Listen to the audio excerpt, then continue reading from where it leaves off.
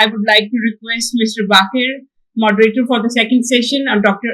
Ahmed Ijaz to come in front of the screen. Now we are commencing our second session of the seminar. We have moderator Syed Muhammad Baqir Sajjad, who is a journalist with over 25 years of experience in Pakistan's leading English daily, including The Muslim, The News, and Dawn. His work has focused on foreign affairs and national security. He will moderate the second session. Thank you very much. Assalamu alaikum to everyone, and good morning to friends joining us from the United States. And Elijah, it's probably afternoon in your area, so good afternoon and good evening to those in Pakistan. It is indeed my pleasure to moderate this session with such a distinguished panel.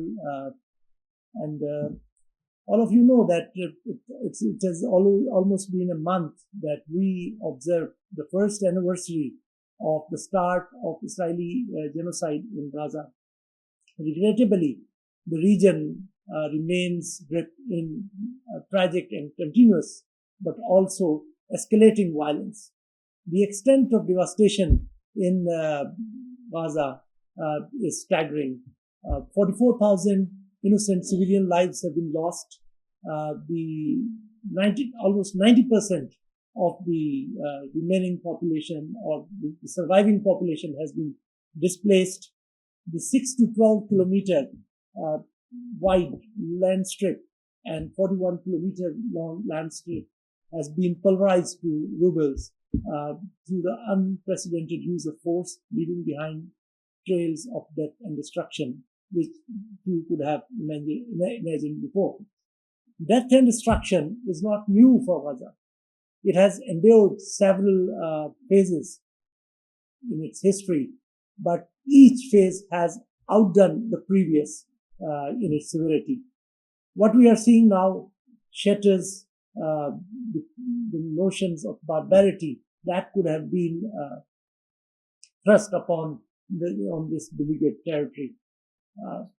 Beyond Gaza, Israel has expanded its operations into Lebanon, Iran, and Syria. Like Gaza, Lebanon faces unparalleled destruction. The death toll there has already crossed 3,000, which is higher than the 2006 war. As violence spreads and the specter of broader conflict looms, the potential involvement of the United States and other regional powers cannot be ruled out. In this session, we will delve into the resilience displayed by Palestinian and Lebanese groups, the geopolitical complexities of this protracted conflict, and the changing perception of Israeli actions. The past year has shown significant shifts.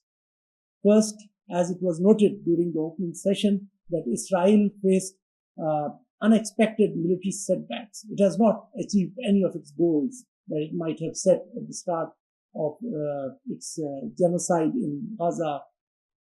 It has been unable to secure decisive control of Gaza or southern Lebanon despite its advanced capabilities. There can't be a bigger proof of this than its defense minister being fired in the middle of the war.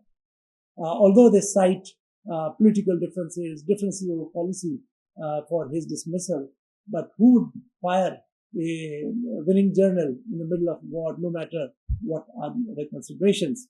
Secondly, we are seeing a chorus against Israel and its brutality that is growing. There is condemnation of its brutalities and questioning of its moves and strategies and policies. However, despite this widespread solidarity, as our panelists in the opening session also noted, the Western governments have remained aligned with Israel. They have backed Israel, and they have enabled the genocide in Gaza and the aggression in Lebanon, and also in Syria and Iran and Yemen as well. So, and the Muslim countries have also been unable to do much. They have, merely issued few statements that hold no worth. In few days, we will be having another joint Arab League OIC summit, but there are not very high hopes. So the format of this program is that first we will have opening remarks from our panelists, and then we'll have, I'll ask, undertake a couple of rounds of questions, which they will be answering. And without further ado, let me introduce the panelists who will guide us through these complex and pressing issues. Present with me in this room is Dr. Ijaz, Ahmed Ijaz Malik. He's a professor at the School of Politics and International Relations at Babelian University. He has published a book titled U.S. Foreign Policy and Gulf Wars, Decision Making and International Relations. Our online panelists are Dr. Magnier. He's based in Brussels. He's a veteran war correspondent and a senior political risk analyst covering West Asia. He has lived for many years in Iran, Iraq, Lebanon, Libya, Sudan, Syria, and has specialized in political assessments, militant organizations, and non-state actors with a thorough insight into political dynamics of the region. Dr. Omid Babelian was to join us from Tehran. He's available, but he's facing problems in joining the Zoom link. Dr. Adam Weinstein is the Deputy Director of the Middle East Program at Quincy Institute in Washington, D.C. Ali Asad Rizvi is an in-house resource. He's a non-resident fellow at Islamabad Policy Institute, but he's currently based in Detroit, and he has been a scholar at Johns Hopkins University. He's also the organizer of Quds Day Committee in the United States. Dr. Ahmed, before I come to you, let's start with actually what's happening in Palestine. And Ali is available online. Will explain to us about this year-long genocide in Gaza and where the situation is going. So Ali, over to you.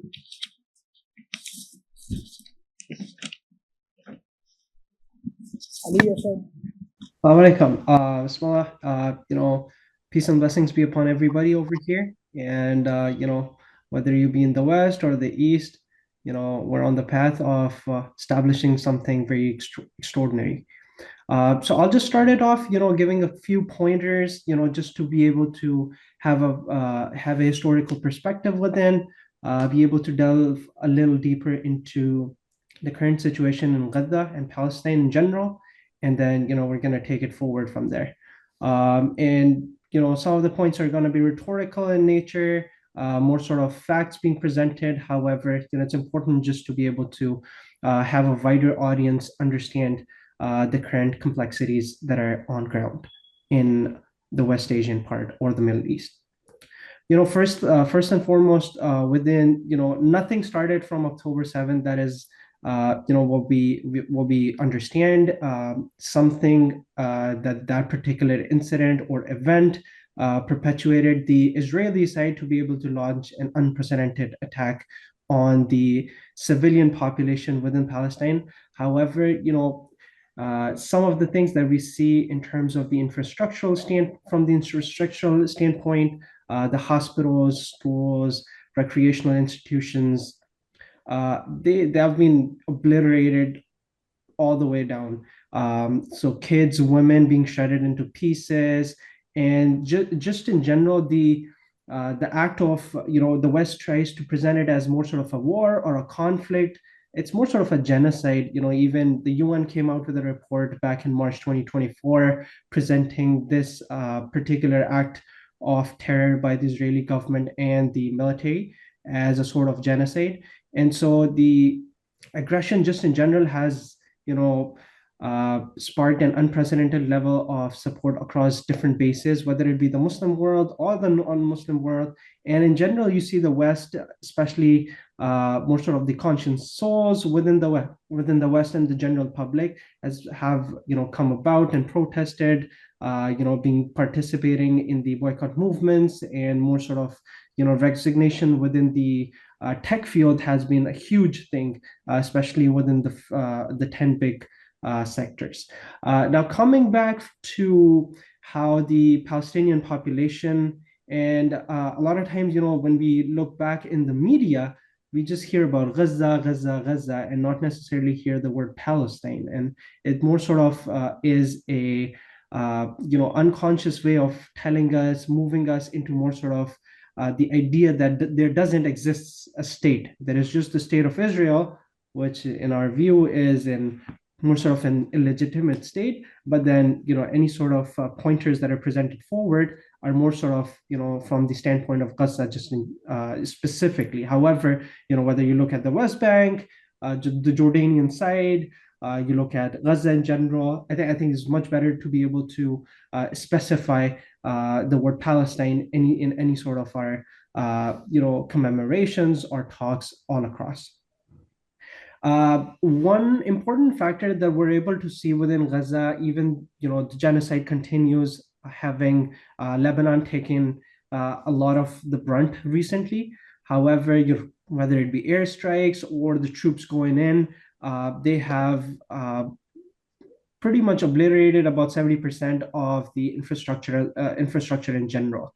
But there has been a very strategic change and a tactical change rather by the resistance movements, whether it be Jihad Islami, Palestinian Islamic Jihad, aka, or Hamas or other groups with how they're operating currently. And then from the population standpoint, we see Palestinians combined and very much focused on one thing and one thing only, that the only solution moving forward is resistance, is being able to push back on the rabid dog, on the state of Israel, something which has been crumbling from within over the course of the years, and such the fact that liberation comes from God and rockets. And robust negotiations are just a factor which can be used as a tactic from within.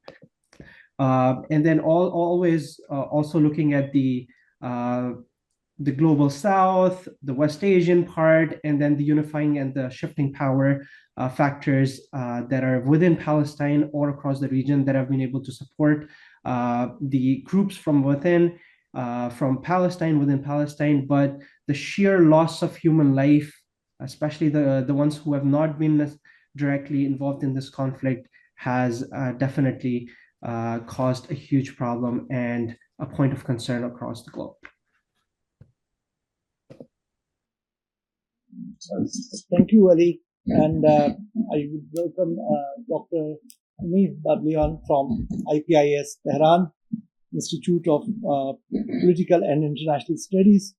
And our next speaker will speak about spiraling conflict, as the spiraling conflict and the regionalized war. Dr. Elijah Magnier. Dr. Elijah, can you hear? Yes, so please go ahead. You give your opening remarks about the topic that had been allocated to you. Spiraling conflict is regionalized war new normal. So you give 5 to 7 minutes opening remarks, then we come to the Q&A. Okay, thank you. Good afternoon, everyone. As conflict in Gaza, Lebanon, Yemen, and Iran intensified, it's becoming clear that the complex interplay between regional powers and long-standing tensions are escalating in a way we haven't seen before. So the simple answer is still there is no regional war, not yet. Although the Middle East has long been a hotbed of geopolitical tensions that have spiraled, creating multi-layers of conflict that involve not just local actors, but we've seen regional and international stakeholders. These conflicts are no longer isolated. They influence one another, creating a web of interconnected battles that blur the line between localized conflict and regionalized Western wars, because it's not only the region that is involved in West Asia.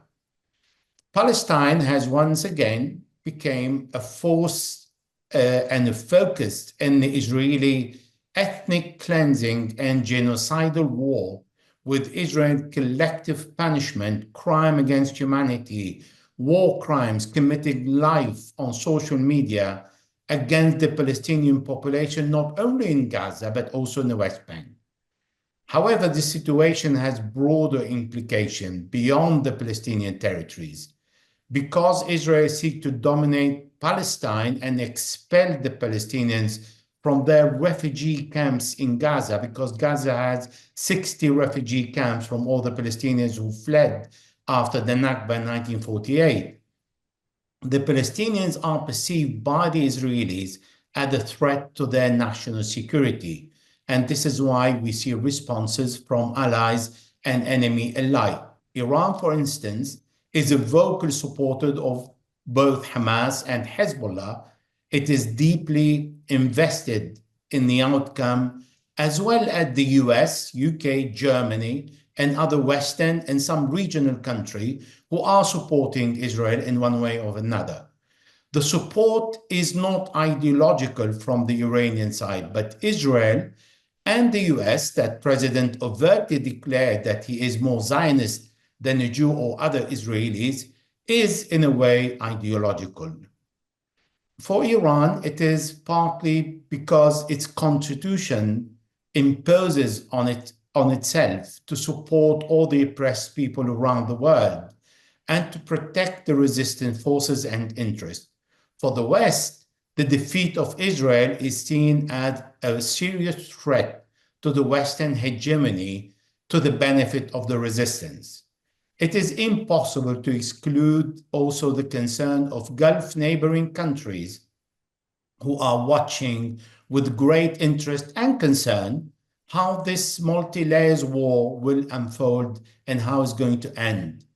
Any defeat of Israel means the victory of Iran and its allies and could send a strong wave of messages to the people in West Asia without distinction.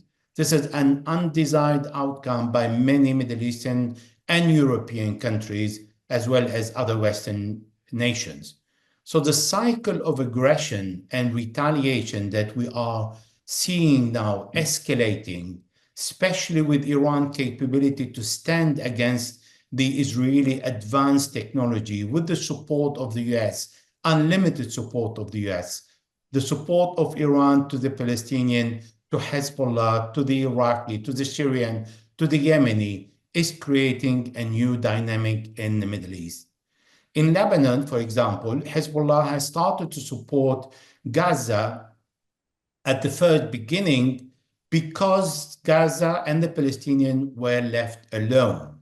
It was a humanitarian choice to support not only an ally, but a population that was suffered and abandoned by the Muslim and non-Muslim nations to the brutality of the most immoral and unethical army in the world, the Israeli, led by Prime Minister Benjamin Netanyahu, who is accused by the National Criminal Court, and his defense minister, that is ousted now, Yoav Gallant, as being criminal wars. So even with a large breaking war in Lebanon now, the Israelis gathering all the division along the Lebanese border, they still failing to advance and occupy 500 square kilometers in Lebanon. And that is a defeat for the Israeli from the strategic military approach. Nevertheless, Iran is still concerned because we are not out of the plan the US revealed long ago by General Wesley Clark, who said that the US planned to occupy 7 countries in 5 years, ending with Iran. Yemen is involved now. Ansarullah Houthis are also supporting the Palestinian population, putting pressure on the Israelis to lift the siege on Gaza. Is not working, but Yemen managed to challenge the strongest and most formidable naval forces in the Middle East, in the world, that is the US and the UK, and did not stop supporting Gaza and was not deterred. Iran is recognized today as a regional power in West Asia and has managed to bomb twice Israel for the first time in the history of Israel, that received hundreds of ballistic missiles, flooding its system, defeating the investment the West has put in Israel to protect it from any incoming missiles. The development of Iran ballistic and hypersonic missiles capability is posing a serious concern about the US interest in West Asia to defend Israel and to see Iran is imposing itself in West Asia. So this technology is no longer the exclusivity of the West, but it also today shared by Iran with its allies. So yes, we see an interconnected conflict from the Battle of Gaza, Lebanon, Yemen, and Iran. It cannot be isolated. We see international involvement. These conflicts are bringing the European, the Western, heavily involvement in the Middle East and West Asia. And we see a serious shift in conventional warfare. Is it going to become a regional war? I don't think so. Okay, Elijah, thank you very much for these opening remarks, and we'll come back to you with more questions. And now I'll ask Dr. Omid Babelian from Iran to speak about the response from the axis of resistance. This topic is research, response from axis of resistance, search for regional equilibrium. Dr. Elijah present us, somewhat on the response that the axis of resistance has put. I think Dr. Babelian will take it forward. Dr. Babelian. Hello, can you hear me? Yes. Bismillah. Go ahead. So, yeah. At first, I want to thank you. I'm so happy to be here. I'm from the Institute for Political and International Studies. I want to start my lecture by a quote by William Shakespeare, Macbeth, that life is nothing but sound and fury told by an idiot. I think here the narrator and narration are really important in the regional. Who should be the narrator and the narration? So I try to categorize my lecture in A, B, C, D. By A, I mean assumption. By B, I mean blind support. By C, I mean cancel culture. And by D, I mean deterrence. And in the D, I will answer your question in more direct, actually, way. By assumption, I want to ask a question, which is very important. What if the way we perceive a problem is already part of the problem?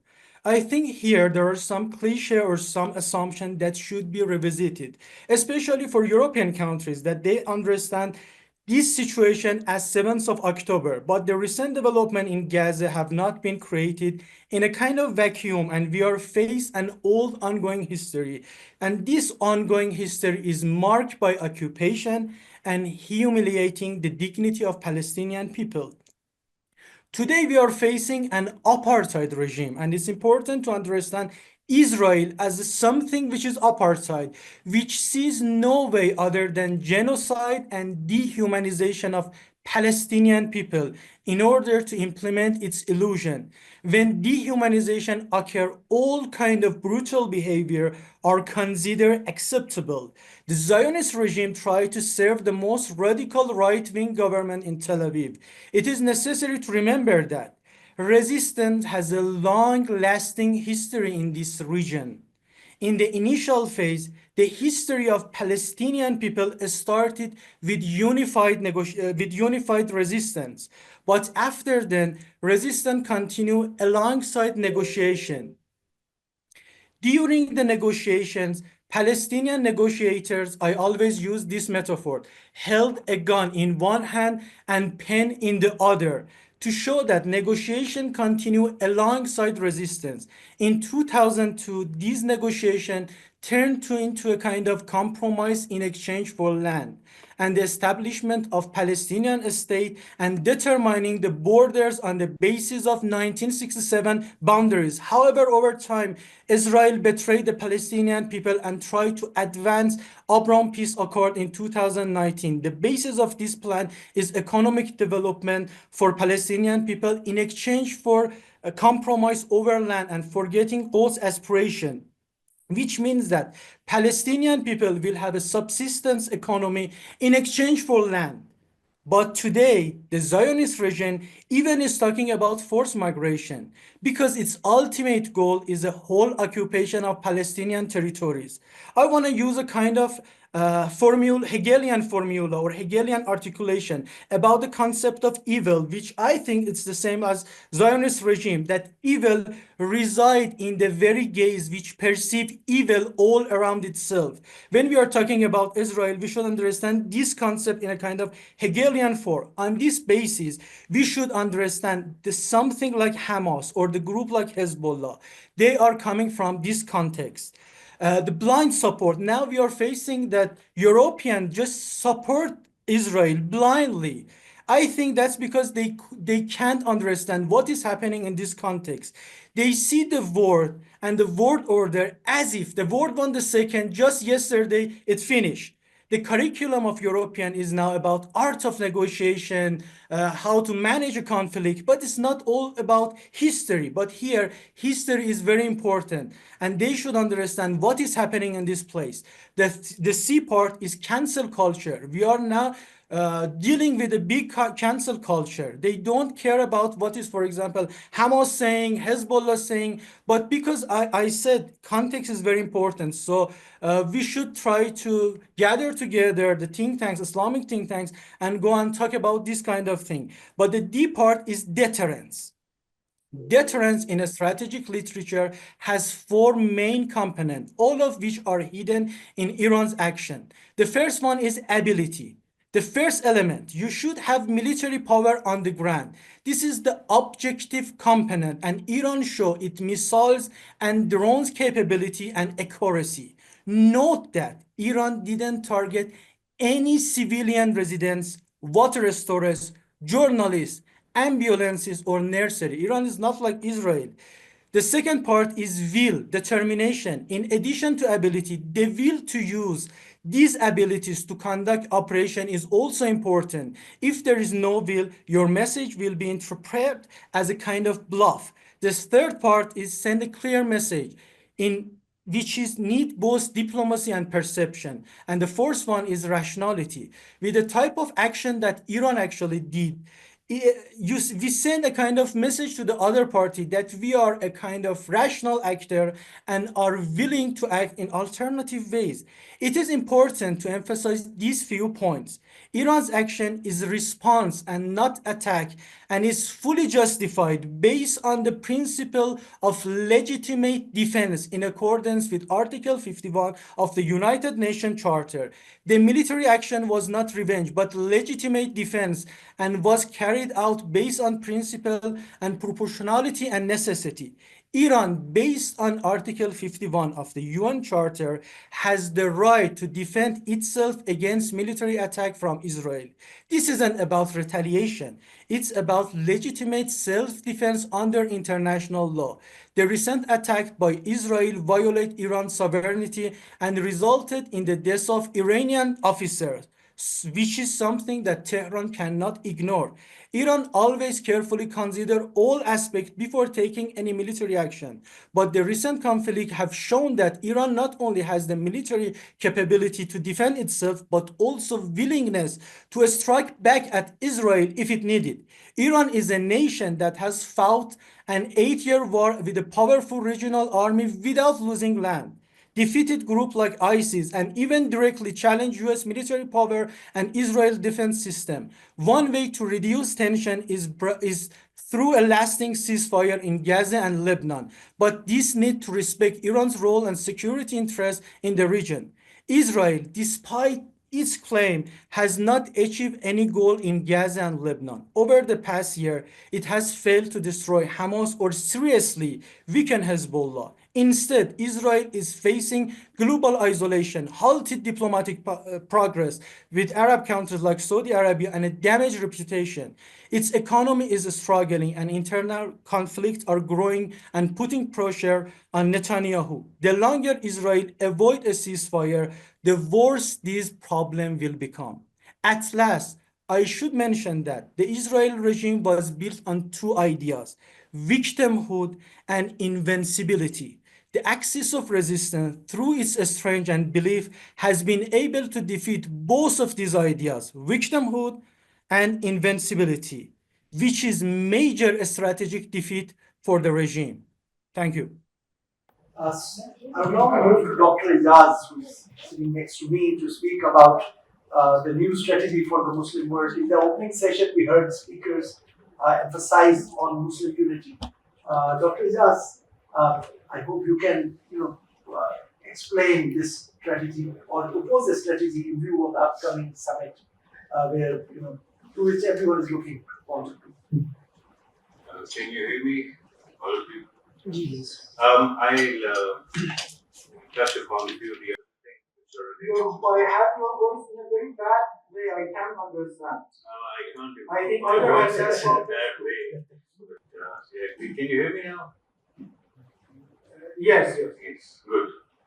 So I'm going to touch a bit on all of these aspects of the overall theme of the seminar, which is Israel's genocide in Palestine and regional aggression, the world order at the crossroads.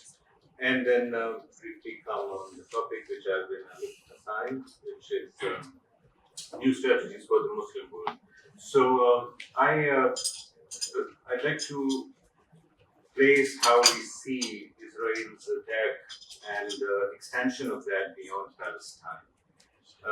When we talk about the new order, it's not a coincidence that we see the manner in which Israel has unfolded this war.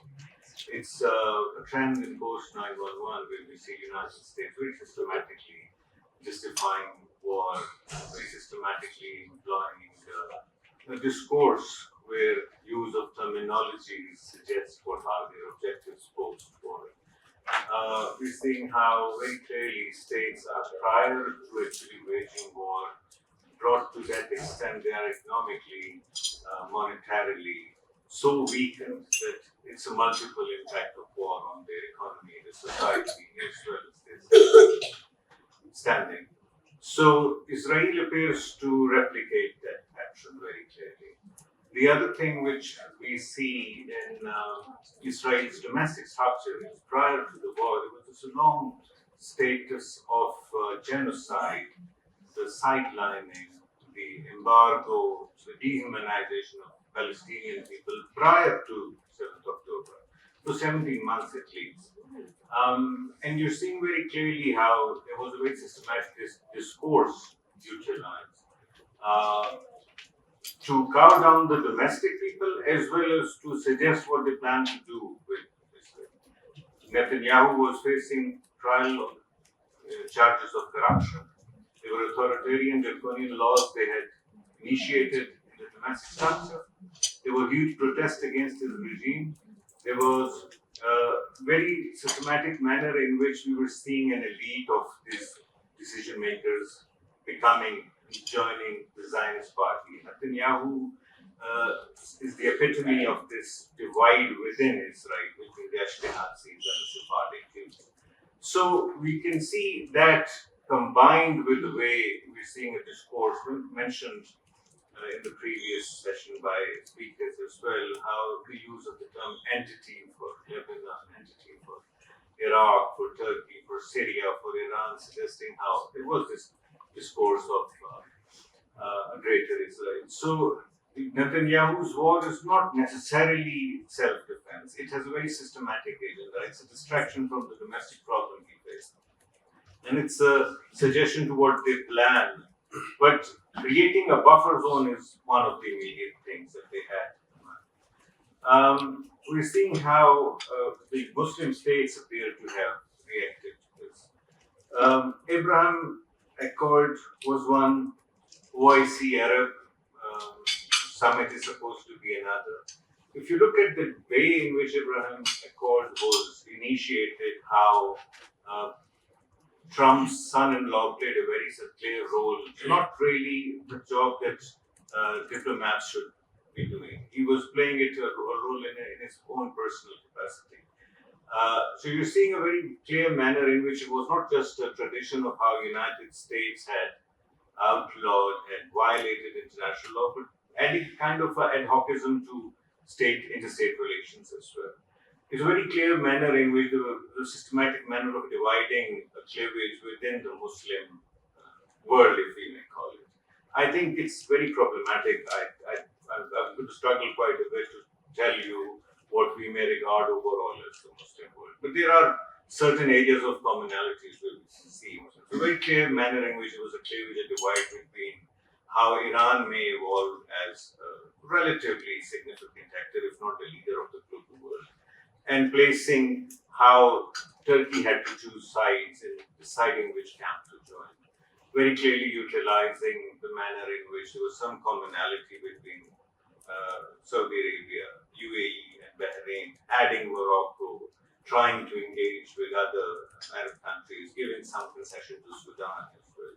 So we're seeing this as a pattern as well, but very difficult to place how we may overall use the term Muslim world. There's this Maghreb, there's this Middle East, there's Iran and the Azerbaijan, and a very huge majority of Shias in Iraq as well. So the Shia Crescent, as it is called, North Africa, Southeast Asia, South Asia. All of this collectively can be regarded as the Muslim world. And where do we see a kind of a leadership emerging from that? Very, very difficult. But overall, we can see how there is this very systematic manner in which Israel appears to suggest that it acquires more territory. There's this very systematic manner in which geoeconomics and geopolitics is becoming more and more significant in the manner the greater order is unfolding.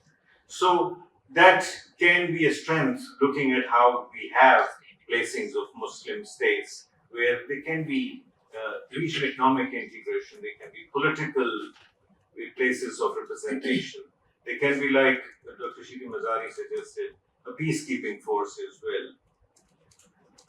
It would be very ambitious to suggest that why can't they boycott Israel, cut off ties with Israel. We'd love that, but that is, diplomacy has its own manner of unfolding, and our states engage with others through diplomatic means as well. So these are broadly areas where we see the whole question of strategy for the Muslim world contemplated upon. But if we have to come to specifically what can the Muslim states do, we have to see where we see some kind of a leadership emerging, and if there is some capacity in that leadership to ally the other states, Muslim states, along on a common platform. One of the other factors which was of a geostrategic manner to back or the core of Abraham Accords was the United States' perception of not only China and Russia as powers, but the possibility of them collaborating with each other, specifically in the Middle East as well. Iran rising as power in the Middle East as well. A manner in which we can see, to a certain degree, a very strong sentiment in the United States' domestic populace about the disenchantment with the human costs of war, the American individuals, the army men dying in wars, which was something after the Second World War, was something which was very systematically prevented by the United States. The Cold War, proxy war, supplying weapons, having states fight their wars for them. So we're seeing all of these factors playing in when we're seeing whether Muslim states can unite or find options other than the United States, Russia, China. It'd be very difficult to claim that they can form geo-economic, geostrategic, or military alliances as well. So war in the post-9/11 order very systematically serves a purpose. You can see the way Ukrainian war is unfolding. You can see how Palestine war is unfolding. So it's not very simple as a choice with either engaging with the United States or suggesting that Trump, because he was an architect of Abraham Accord, is likely to suggest that it is successful, or likely to try that it is successful, or that he's going to be relatively different from Biden administration. Well, we saw the move of Jerusalem being declared as the capital in his term as well. So we have heard that Trump is going to be very different than other presidents.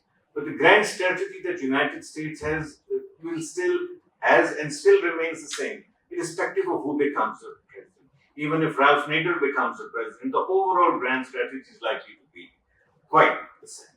So, in view of all of these, I'll be happy to address questions specifically regarding the strategies in Muslim countries. Thank you. I think we have Dr. Adam Weinstein now who will speak about US policy outlook, limits of influence and choices for the new administration. Dr. Adam Weinstein. And after that, we'll have the Q&As with the speakers. Okay, thanks for having me. Can you hear me okay? Yes, go ahead. Well, I have to disappoint you. I'm not a doctor. I'm just an attorney. I have a Juris Doctorate, which Sorry, I saw the institute website that you have on the page. well, they've awarded me an honorary PhD. Then I'll have to correct them. But anyway, to speak broadly about where I think the Trump administration is going with the Middle East, I'll just run through the regions. I think Trump is going to chart his own policy. I don't think he's going to feel very constrained by any of the choices Biden made, and we saw that with his willingness to rip up the JCPOA or the Iran nuclear deal during his first term. But I think with Iran, we'll see that the policy will likely be maximum pressure. You already see that he's close to Brian Hook from his former administration, so it's probably going to be maximum pressure, an increase in sanctions. And I don't think there will be proactive regime change, but the goal will be to completely isolate Iran. Of course, with Trump, there's always the possibility for flash diplomacy. And what makes Trump unique is that because he's not truly loyal to the Republican Party and that he's not a product of the Republican Party, I think he can, if he wants to engage in diplomacy with Iran without the same backlash. Furthermore, it would be his second term, and I don't think he personally, I don't think he cares whether diplomacy with Iran would damage the Republican Party or not with their voters. So I think he's actually uniquely positioned to engage in diplomacy with Iran.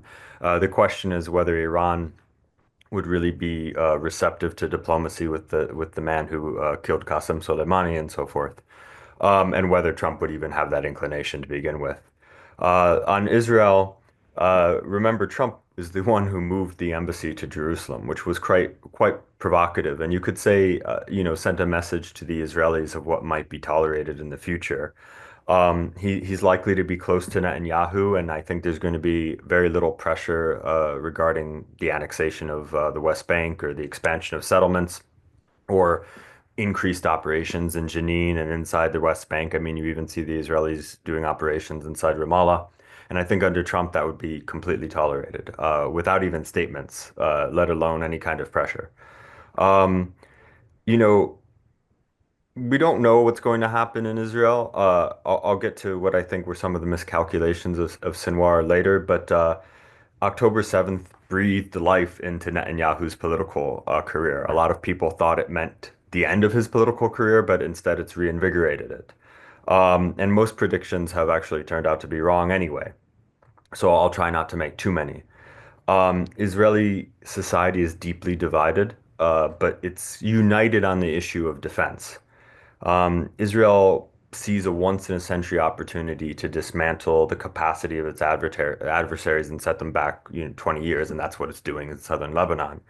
Um, and you may see certain instances where Israel's open to a ceasefire. For example, I wouldn't be surprised if Israel is open to a ceasefire in southern Lebanon, but only so they can refocus on Gaza, where especially northern Gaza, where things are opening up. So you see this Israeli military strategy of amping it up in one area and then sort of slowing down and moving to another area. And I think that's what we're going to see. So for example, if there was a ceasefire in southern Lebanon, I don't think it necessarily means the end of this war. I think it just might mean a different phase.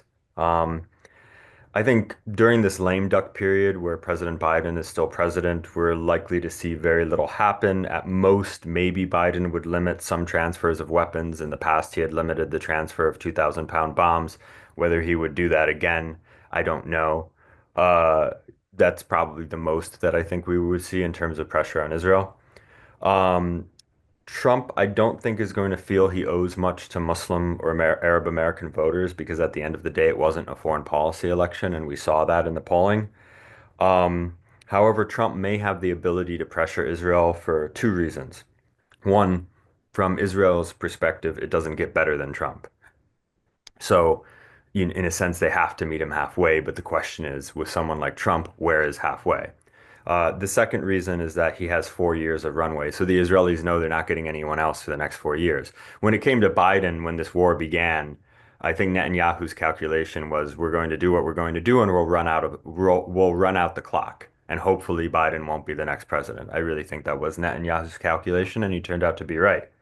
Um, in terms of Iraq and Syria, President-elect Trump largely views Iraq as a vassal of Iran, which led him to see it in an adversarial way, which is why I think he was willing to conduct a strike on Qasem Soleimani on Iraqi soil and also kill Muhandis as well, which was very provocative. But his inclination was to leave Syria, and his advisors told him not to, but I don't think he's going to have those same advisors. So I wouldn't be surprised if under Trump, you still see, a withdrawal from Iraq and a withdrawal from Syria. But it will depend what happens. It will depend what happens regionally. Potential opportunities for a Trump presidency. I think Trump understands the value of face-to-face diplomacy without preconditions. If you look at U.S. diplomacy, typically sitting at the table at a high level is something that comes after a tedious technocratic diplomatic process. I don't think Trump sees it that way. I think he's willing to sit down at the high level just to open negotiations. And I think there's opportunity there. Big risks of a Trump presidency. I think he's impulsive and he's prone to sloppy diplomacy, and you saw that with the way he negotiated with the Taliban. Not that I think we could have gotten a better deal, but I think he did it in a very sort of impulsive and a sloppy way at times, and I think we could see the same thing in the future. Um, in terms of, the future of the Palestinians, so far as the axis of resistance and Hamas, I think the late Sinwar made two miscalculations on October 7th. The first miscalculation, I think, is that he thought that because Sinwar knew Israeli society better than most members of Hamas because he had spent years in Israeli prison and he had learned Hebrew and he was purportedly fluent in Hebrew. But what he didn't, his miscalculation about Israeli society was that because Israeli society was divided, an event like October 7th would lead to a sort of collapse of the society and you'd see this kind of infighting. And that didn't happen, at least not yet. In fact, it actually made the divisions less important. Many Israelis hate Netanyahu, but they hate him for domestic reasons in terms of his judicial reforms and the way he views domestic politics. They don't necessarily hate him because of his treatment of the Palestinians. So you saw even liberal Israelis who might have been even pro-Palestinian in some ways, suddenly becoming a bit radicalized and falling behind Netanyahu and saying, no, we have to have total victory in Gaza and so forth. And I don't think Sinwar predicted that. And the second miscalculation I think Sinwar had was that he assumed the axis of resistance would truly fall behind him in a very real way. And that didn't happen. You saw cautiousness from, despite the attacks, the ballistic missile attacks from Iran. Overall, Iran has taken a relatively cautious position, and Hezbollah has taken a cautious position. And by all accounts, Hassan Nasrallah didn't think October 7th was strategically intelligent, and he paid his life for it anyway. I think the axis of resistance didn't mobilize in a way that Sinwar perhaps hoped. Um, and so Sinwar ultimately paid with his life as well. Now we'll see what lessons Hamas takes from that in the future, and whether some folks will try to say that Hamas and Hezbollah are an idea. Other people say it's an organization. We'll see how resilient either of them are. That remains to be seen. So with that, I'll turn it over to the next speaker. Thank you. Okay, so with that we start the question and answer round, and I'll start with Dr. Ahmed Ijaz. And Dr. Ijaz, I will club the two questions that I had for you. You already mentioned about Abrahamic Accords that were signed between Israel and Muslim states. There was a lot of hype at that time, especially in the Arab countries, and it was promoted by the West as well. So what future do you see for the Abrahamic Accords? And secondly, as I spoke, while introducing you, that we are now we're holding this conference days before this joint Arab League OIC summit. What expectations can we really have? I'm asking Dr. Ijaz about the future of Abrahamic Accords and what can we expect from the Arab League OIC summit that is planned for November 11, especially in view of the realities that we have. Although Muslim countries have generally condemned Israeli actions, but they indirectly support Israel. We know from where the oil is coming, through whose territory oil is coming. At the same time, we recently saw the Israeli warship pass through Suez Canal under the protection of the Egyptians. So, what expectations do we really have from that summit? So, this is a two-part question. Thank you. In principle, I see that Trump would be interested in some advancement in the they haven't been successful. Partly, one of the reasons was that Biden was not really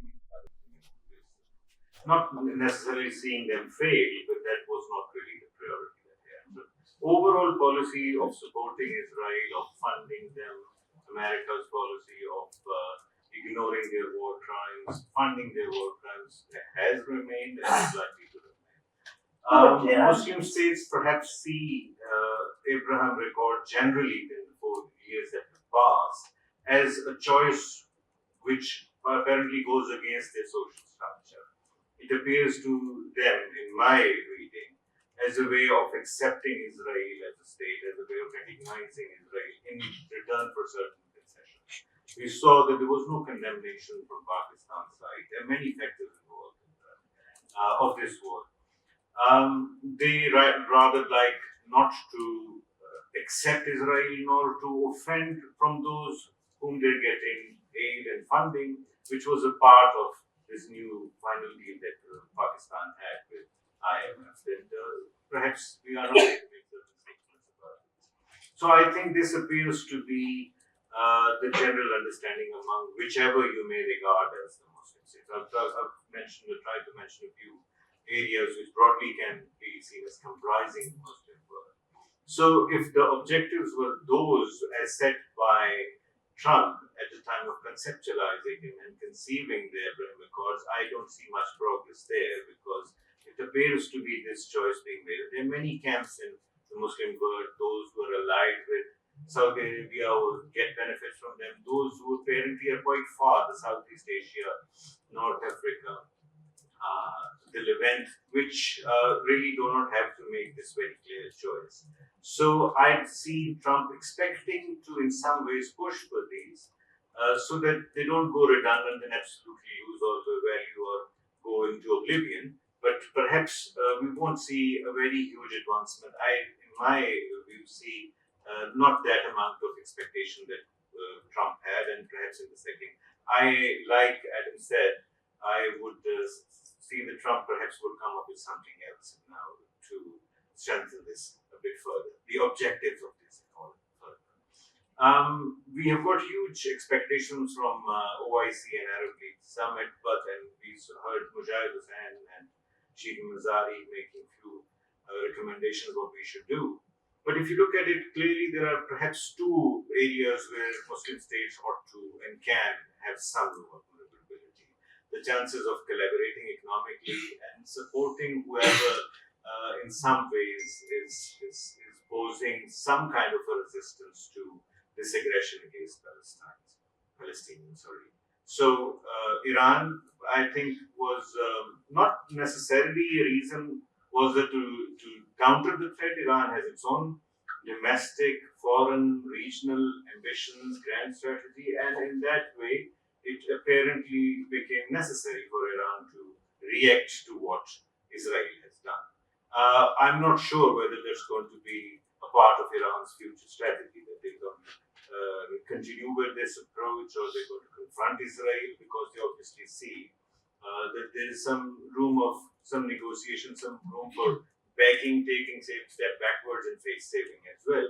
So in that way, at least symbolically, Muslim states should support such a state which has stood up and which has shown some element of resistance and replying to aggression. We couldn't see that from any other states. So that would be the strategic side of it. Economically, there are many states, South Asia, Middle Eastern states, Southeast Asian states, which can very clearly form some kind of an economic collaboration among themselves, which does not necessarily mean that that should be against Israel or against interest of United States in the specific regions. But this would be one of the strategies that Muslim countries ought to, where they have the geo-economic, geopolitical, geographical advantage and contiguity. I think that should be the focus. The strength should be looking inwards, developing economically more, and forming liaisons of economic trade and integration among themselves, strengthen themselves better rather than expecting United States, Russia, or China to stand up for them and to build some kind of a bloc for them to economically participate and collaborate. I think their real power is economic more than it's political. And that's where they should focus. They've got a very strong strategic power as well.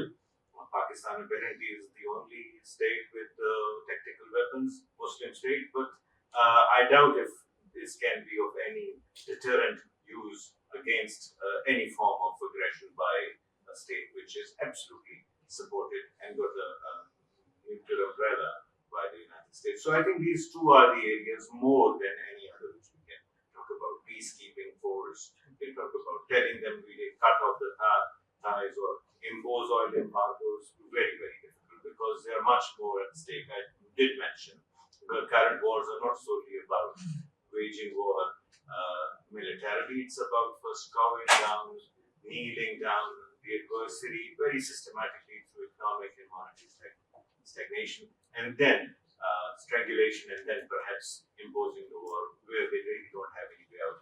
Lebanon appears to be a victim, but if you look at the economy, it has crumbled manifold more than the economy, than the military destruction. The devaluation of currency, the unsurmountable amount of loan that they have. So we see that as the real problem in the current unfolding order. And this is what I think the OIC and Arab League should focus on, rather than symbolic terminologies about what they can and should do and what they can possibly do. They usually don't end up. So I think if in any case they can come up with some manner of symbolically supporting any military resistance to this aggression by Israel and agreeing on some degree of trade ties with each other would be the first step towards any amount of consolidating the notion of a Muslim world. Thank you, Dr. Ijaz. I now go to Adam. Adam, we are all interested in understanding the outcome of the election. You said that in your opening remarks that the Arab vote was not very significant, but what we had been reading in the press, on the social media, that it was the first time that the Arabs were able to assert themselves and express their concerns about what was happening in the Middle East. So, is that going to have some sort of long-term impact on US politics? Because at least, even if they were not impactful, they are quite significant in size, and they may be that limited in a sense, but it can in future make a major impact. And secondly, I've also heard about given the protests in the United States, the scale of the protests that we saw, the students' movement. Is there any change in the way United States or the people of United States look towards that Zionism? First of all, on the first question, we have to differentiate between the Muslim American vote and the Arab American vote. So the Arab American, diasporas do vote as blocks, but the Muslim American diaspora is so diverse that they don't really vote as a block. A Bangladeshi Muslim in Queens, New York doesn't necessarily have much contact with a Lebanese American who's living in Dearborn. Uh, but the Arab American vote in places like Dearborn did have an effect on the election in Michigan. It did. It absolutely did. But the reason I say that I don't think it will have a huge effect yet, emphasis on yet, is because Kamala lost by so much, even by the popular vote, and it was such a bloodbath that I think the Arab American component or the Muslim American component just got lost, you know. And when you look at exit polling, most people weren't talking about foreign policy; they were talking about the economy or this or that, and even some of the Arab and Muslim Americans were talking about certain social conservative things like they don't want their children to learn about certain issues in school or we have to remember it is a culturally conservative diaspora and I think the Democrats took Latinos and Muslim Americans for granted on the immigration issue. So, you had people who might be quite conservative and they're voting Democrat because of immigration. But once you become a more established diaspora and immigration is not as big of a deal anymore because, you've been in America for 3 generations, well, all of a sudden that issue doesn't matter as much as the other issues. Um, so I think it had some effect, but I don't think it's huge. And I think a lot of the, if you look at Arab American voters, so they voted for Jill Stein, for example, many of them. And I think the calculation was they believed that if they cost the Democrats the election, then in the future the Democrats would take them seriously. I think that was a dangerous gamble because I don't think Trump cares about Muslim Americans. He's the inventor of the Muslim ban. But and I think you might see policies that Muslim Americans don't like, and I don't think the Democrats are going to sit down and say, well, we really have to take Muslim Americans seriously now. Power takes a long time to build. You have to build institutions. You have to become involved in philanthropy, and we'll see. And look, the Muslim American diaspora, like I said, is diverse. If they were to vote as a single bloc, yeah, they could have a lot of power, but they don't always do that. So I think, like all things, it comes down to how unified they're going to be in the future and how organized they're going to be in the future and what issues matter to them. What issues are they willing to prioritize? In terms of the student movement, that student movement shook Israelis, and it also in Muslim countries, many people referenced it. I always thought the student movement was a bit exaggerated because, if you look at when they protested, it was when the weather got warm in spring, and as soon as the semester was over, they stopped protesting. There's always been a protest culture on American campuses, but if you look at polling among Gen Z and young people, their perceptions of Israel has changed. It's just a fact. If you look at even among Jews. Remember, according to exit polling, 81% of American Jews voted for Kamala Harris, even though Trump is supposedly the better candidate for Israel. American Jews uh, are actually quite critical of aspects of Israel, even though most American Jews are Zionists. Zionists in the narrow sense that they believe, by the way, I'm an American Jew, but Zionist in the sense that they believe that Israel has a right to exist, but not Zionist in the Netanyahu Ben Gvir sense that they think Israel should occupy all of the West Bank and there should be no Palestine. But beyond that, you know, that's where the support kind of ends. You see a lot of criticism. I mean, there are some Jews who will say that they're anti-Zionist and that Jews don't support Israel. They're lying to you. The majority of American Jews support Israel in principle, but they don't support Israel as it exists right now or as Netanyahu envisions it. And so you see them not voting with Israel as their main issue. And the real base for Israel, especially Netanyahu's version of Israel, is actually Christian evangelicals. Why? They believe if all the Jews return to Israel, that the rapture is going to happen and that the Messiah will come back. And this is all wrapped up in sort of evangelical theology. And they have a lot of influence on the Republican Party. And of course, there's some influence by rich conservative Jewish movements as well, but in terms of lobbying and in terms of campaign support.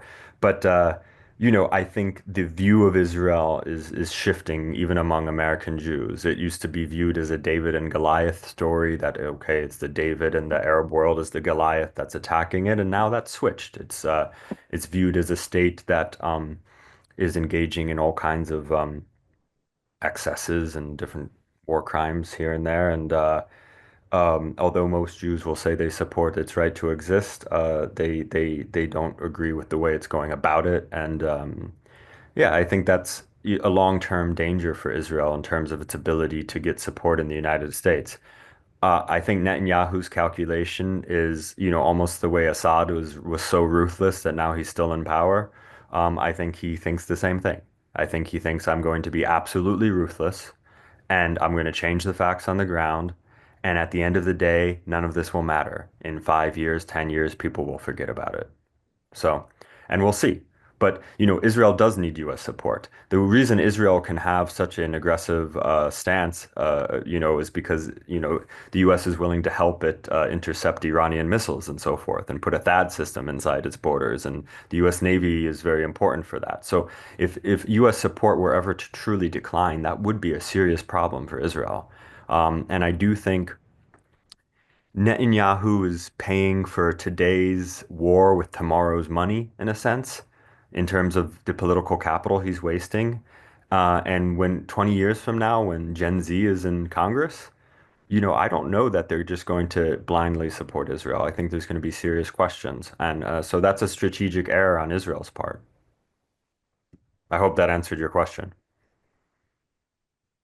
We heard from Senator Mushahid Hussain, who was speaking in the previous session, that Trump does not represent the American establishment. He's sort of the anti-establishment person in the United States. So would there be any disagreement between Trump and the US national security establishment on Iran policy? And how would that impact this situation in the Middle East?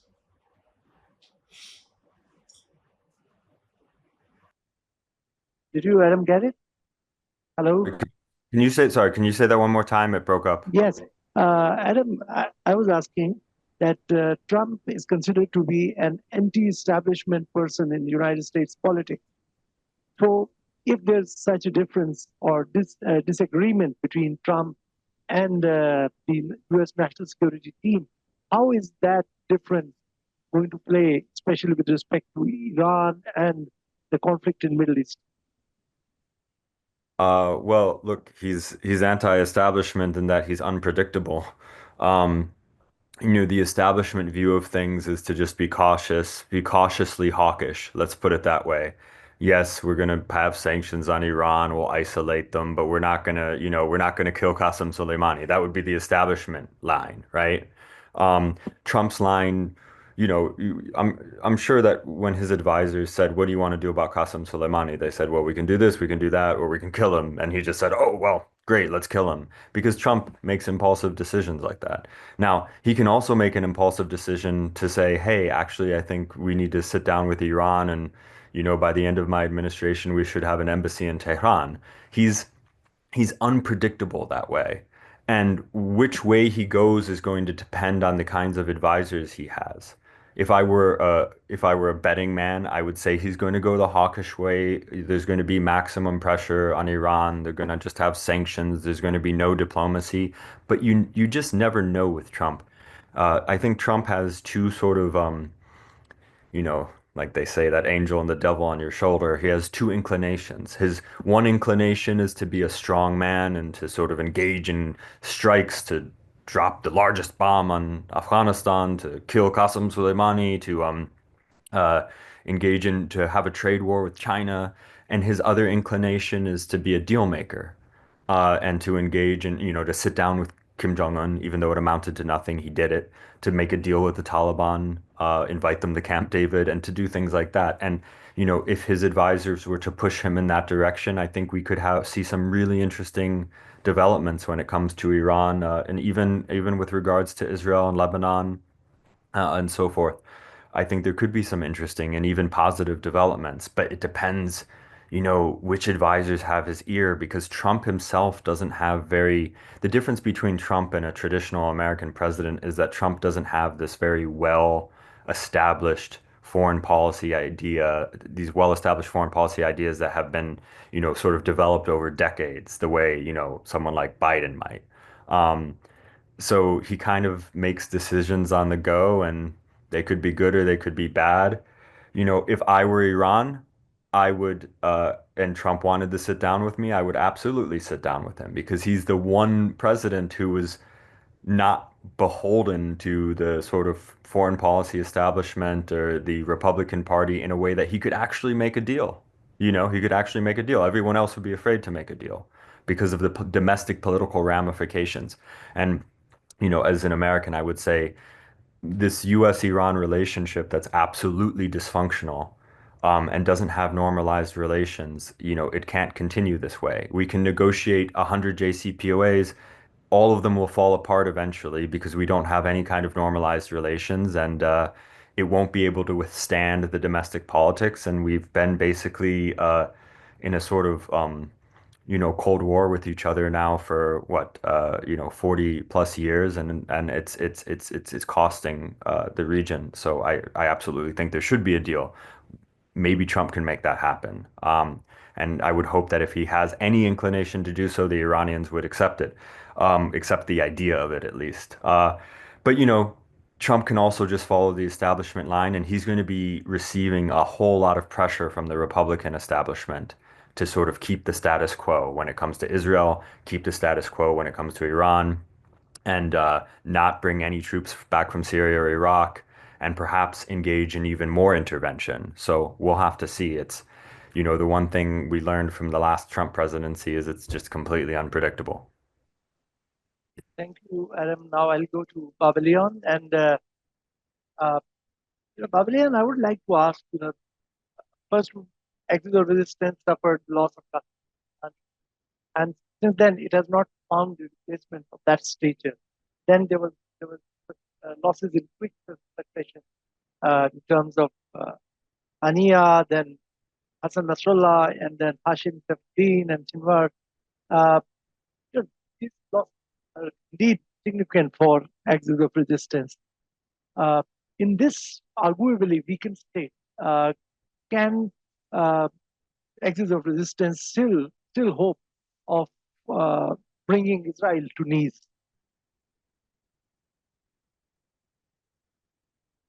Mr. Babelian, are you here? Okay. Can you hear me? Yes, Yes. question. Can you hear me? Should I repeat the question? No, I got it. I think regarding to your question, we should. And I think if we can keep the answers short now because we are running short of time. So I have already clapped the two questions for every speaker. So that's your question.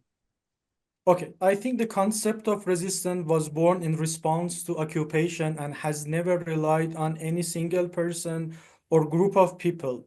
It is an idea that has continued to thrive independently, while of course some prominent figures have undeniably played a crucial role in strengthening the idea with their personal charisma and leadership skill. History has shown that resistance does not weaken when leaders are martyred. In fact, it often becomes stronger.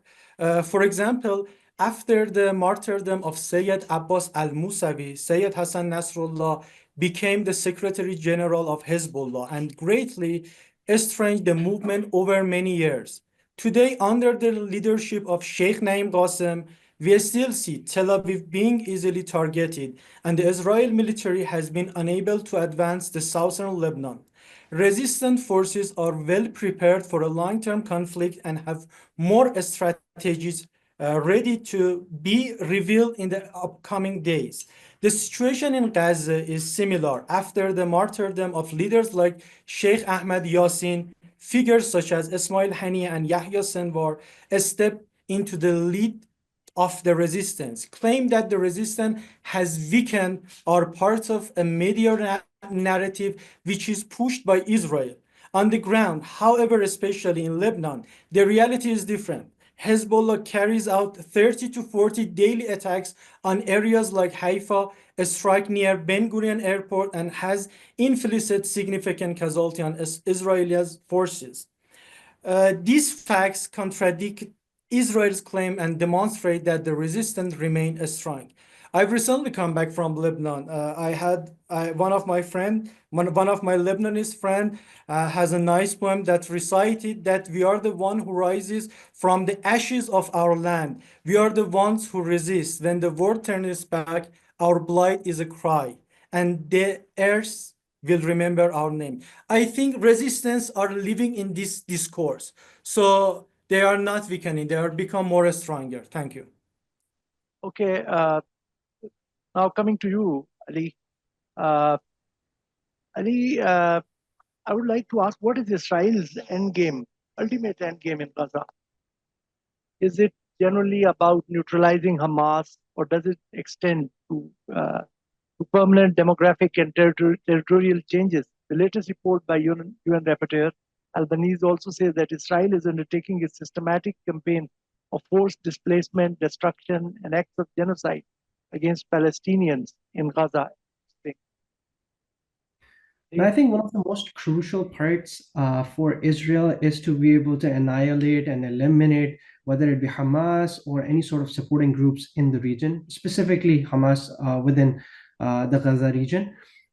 Because without that, the path to Israel annexing any of the territories that are left to be annexed, whether it be specifically in the Gaza region, it just poses a harder and a tough pressure reality for Israel to face there. So territorial expansion, I would say one, and then global hegemony would be another part. Considering vast majority of the Israelis that are living are non-natives, they're more sort of perceived as invaders and occupiers. And obviously, as Adam also mentioned, the strategic bases within the states that provide support, whether it be the evangelicals within the Bible Belt or the Chabad movement or the ISKCON movement within the Hindus, Muslim Zionists. So it's very categorical. Even if you look at some of the the texts that are within specific groups within Judaism or whether in Christianity, I think they're very specific that the land that Israel wants to annex would be all the way from the Mediterranean Sea through Syria, Lebanon, Jordan, all the way through into Iraq up until the Euphrates River. So and then also nothing when it comes to annexing or confiscating any of the lands or expansion, it doesn't happen without the US taxpayers paying for it, or the American government supporting it, the deep state supporting it, the corporation supporting it, and obviously annexing would be legitimized by the US in one way or the other, considering the new presidency. And so establishing expanded directly controlled borders with more sort of operatives and outreach across the region is perhaps what Israel is currently looking for. Thank you. I wish to thank all the panelists for their insightful remarks and how they unpacked the current conflict in Middle East through lens shaped by recent events as well as history. I'll just conclude by saying that Israel's policy is based on some foundational beliefs. First, it believed in its invincibility, that no one can beat them. Secondly, they thought or they assumed that Palestine issue had fallen from international and regional agenda, so they can leverage their military might as well as the tacit and direct support from the Arab world, from the Western world, to marginalize Palestinian concerns. And thirdly, they used Abrahamic Accords as a way to further marginalize the Palestinian issue and reshape alliances in the Middle East. Whatsoever happened on October 7th last year was a strategic move by Hamas to thrust back Palestinian cause onto the regional as well as international agenda. And one of these panelists, I think Adam or someone else, mentioned that we didn't see the axis of resistance aligning behind Hamas in that attack. I think it was a move by Hamas to act alone, because the idea was not to impose a regionalized war onto Israel. And Israel's response was, at the start, the goal was to eradicate Hamas, its governance structures, its military capabilities. And the hostages issue came later onto the agenda, the Israeli agenda, under, because of domestic policies, domestic pressure, as well as some international pressure from the countries whose citizens were also taken hostages. So, but over the past year or so, we are now 13 months into this genocide. Israel has not failed, has failed to achieve even one of those objectives. It has, as I mentioned in the opening remarks, it has not been able to gain decisive control of Gaza, or even get control of South Lebanon. So, but at the same time, Israel has expanded its actions beyond Gaza. It has invaded Lebanon. It has targeted Hezbollah's leadership, and at the same time, it has been striking Syria and Yemen. So, Israel's plan is not just about decimating Hamas. It is about finishing the axis of resistance, or weakening the axis of resistance, and reshaping the Middle East that will suit its existence. So at the same time, we see that the United States, despite its public stance that it is averse to a regional war, or it continues to support Israel's aims, viewing the reconfiguration of its Middle Eastern dynamics as both achievable and necessary. Nonetheless, any illusions that US could avoid deeper involvement may not survive the realities of the region's complexities. So as Israel continues on this path, it's unclear whether its efforts will succeed, but we will move forward. As we move forward, we must recognize that the gravity of these actions and their implications for the entire Middle East. I wish to thank all the panelists once again for giving us their precious time, and especially those in the United States who had to wake up too early to join me here this evening in Pakistan, and the audience that were listening to all of you. Will be putting this on YouTube as well. So those who weren't in the hall, they can also follow the discussion. Thank you again.